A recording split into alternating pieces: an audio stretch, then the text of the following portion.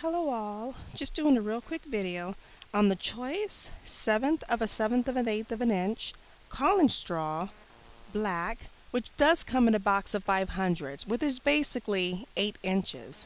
So let me go ahead and open it up so you guys can go ahead and get a look at it and see what it looked like. But these are them right there. It's all neatly packed inside of the box. And what I'm planning on doing is I wanted to be able to show that not only can you be able to use these for coffee, but you also can be able to use them for other beverages. For example, in this video, Nesquik, for chocolate Nesquik. So I went ahead and poured in, I had a packet of the Nesquik. Just went ahead and poured it in. So let me go ahead and pour in milk now.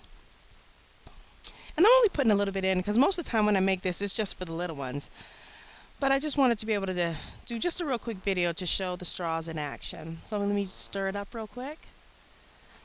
And then I'm going to get one of the straws and I'm going to go ahead and put it on in, and that's basically it. And then all I have to do is just serve it to the little ones. And I just wanted to show you, this is a 12-ounce cup, what it looks like, and I have it all the way at the bottom of it.